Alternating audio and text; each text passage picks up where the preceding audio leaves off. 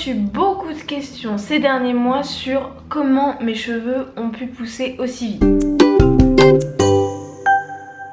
De mes 17 à mes 22 à peu près, j'ai eu les cheveux courts, voire très courts. J'avais une coupe asymétrique. Au début de la chaîne, tu le vois. Je vais te parler de comment apprendre l'anglais plus facilement et comment... La raison principale, c'était que je détestais m'occuper de mes cheveux. C'est un peu toujours le cas aujourd'hui. Aussi, j'avais envie d'une coupe un peu originale. Je voulais me démarquer, voilà, on est à la fin du lycée. Je commençais à m'accepter tout juste comme j'étais. J'en ai eu marre en fait de cette coupe. Elle m'a quand même duré 5 ans où je la refaisais toujours à peu près pareil. Au bout de 5 ans, j'en étais quand même assez lassée.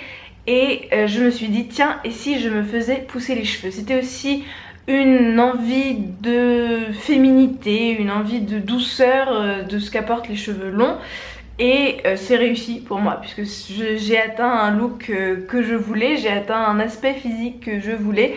Par contre mon but c'est de continuer, alors je sais pas si tu vois, voilà mes cheveux m'arrivent à peu près... Je me recule. Mes cheveux m'arrivent à peu près au niveau des seins. J'ai envie qu'ils descendent encore et encore. Je veux encore qu'ils poussent beaucoup. En fait, j'ai envie de te parler de ma pousse de cheveux sans vraiment me sentir trop légitime à en parler. C'est parce qu'on m'a posé beaucoup de questions sur le sujet que je l'aborde. Mais en réalité, j'ai surtout beaucoup de chance. C'est-à-dire que mes cheveux poussent vite. Je pense que le fait de les avoir eu courts pendant 5 ans les a dynamisés. C'est-à-dire qu'ils poussaient vraiment très très vite.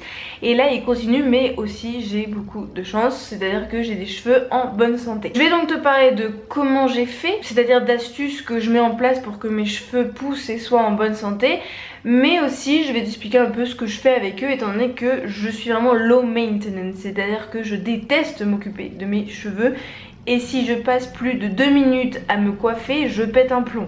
Je suis aux alentours de 20 secondes par jour pour me coiffer d'ailleurs. Un peu pour démystifier la youtubeuse qui parle de ses cheveux et qui t'explique tous les 15 000 trucs qu'elle fait, moi ça va être vraiment minime. Même j'oserais utiliser le terme minimaliste. Anyway, commençons. En médecine chinoise, on dit que les cheveux sont un marqueur de bonne santé. Si tes cheveux sont brillants, si tes cheveux poussent bien, si tu ne perds pas tes cheveux, c'est un symptôme de ta bonne santé. Si tes cheveux font tout l'inverse, sont cassants, sont ternes, se perdent vite, que t'en as moins, enfin tout ça c'est des marqueurs de mauvaise santé, de choses à traiter, de problèmes à aller regarder.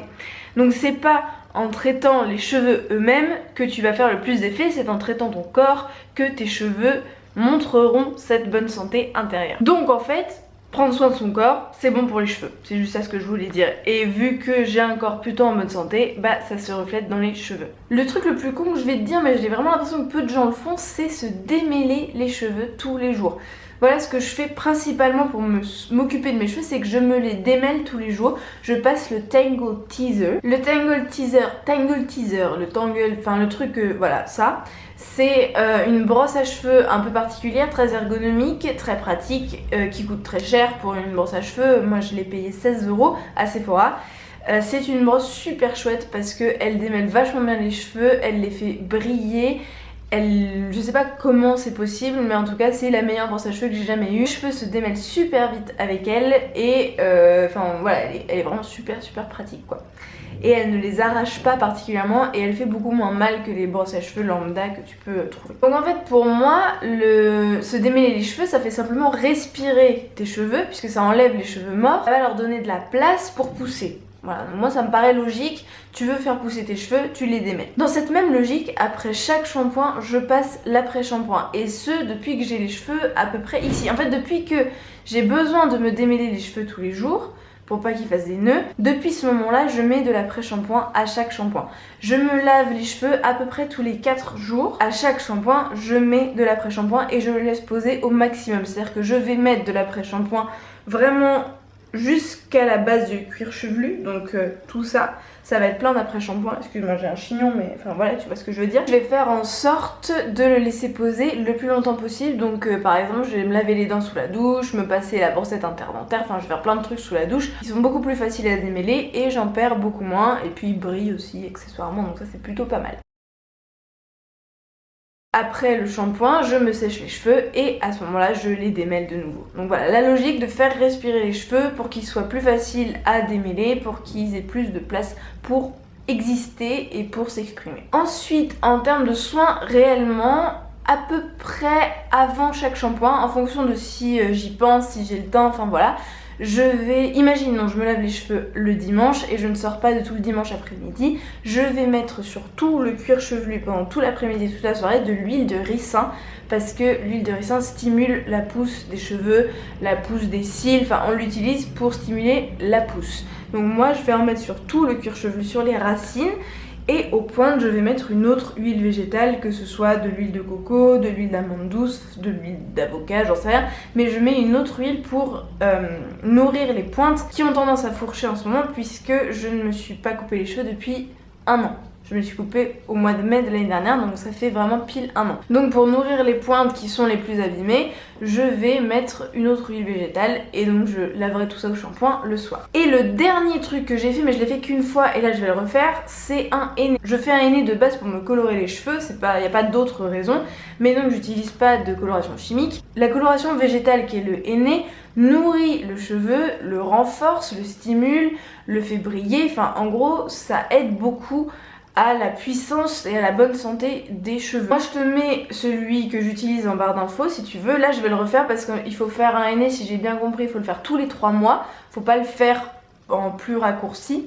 En tout cas c'est ce que j'ai entendu, le henné qui colore je veux dire. Ça c'était la partie comment je prends soin de mes cheveux. Maintenant je vais te parler de mes cheveux en eux-mêmes. Mes cheveux sont ultra lisses et ils n'ont aucune race, c'est-à-dire que si je les défais là, ils tombent comme ça, ils n'ont aucun dégradé. La dernière fois que je suis allée chez le coiffeur, je le redis, c'était il y a 1 an et mes cheveux étaient beaucoup plus courts et il n'y avait pas besoin d'avoir un dégradé ou quoi que ce soit. Là vraiment c'est des rideaux en fait, ils tombent comme ça, ils font tous la même longueur, il n'y a aucun balayage, il n'y a rien, ils n'ont aucun volume. C'est ce qui fait que je les ai pratiquement toujours attachés ou alors exceptionnellement le premier jour où je les lave. Je passe vraiment le moins de temps possible à m'occuper de mes cheveux et pourtant j'arrive à en être très contente malgré le fait que j'aimerais qu'ils aient quand même vachement plus de volume. On commence le soir où je les lave. Le soir où je les lave, je vais donc les laver tous les 4 jours et sécher à 90% pour que ça reste un petit peu humide et que je puisse faire une tresse et dormir avec une tresse. Parce que si tu fais la tresse à sec, ça tiendra pas. Alors que si tu fais la tresse mouillée, ça tiendra un petit peu. Mais faut pas non plus que ce soit trop mouillé parce que si quand on enlève la tresse, tes cheveux sont encore mouillés, à ce moment-là ça se défait. Je fais une tresse et je dors avec. J'ai plusieurs techniques de tresse voilà, en fonction du look que je veux donner. Soit 2 tresses comme ça, soit une grosse tresse comme ça.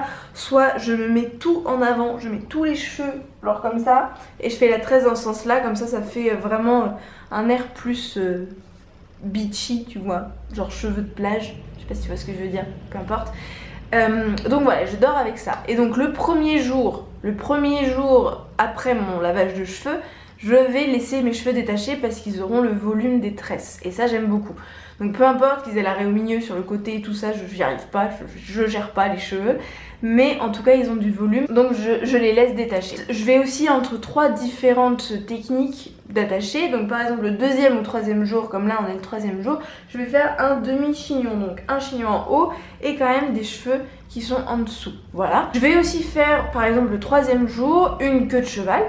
Voilà, truc tout con, mais je vais faire une queue de cheval, j'adore. Un jour MJ Phoenix dans un de ses vlogs a dit qu'elle avait une queue de cheval et donc elle avait l'impression d'avoir 4 ans. Mais moi j'aime beaucoup faire des queues de cheval parce que j'adore cette sensation des cheveux qui sont vers le haut comme ça et qui bougent en fonction de tes mouvements, j'adore ça.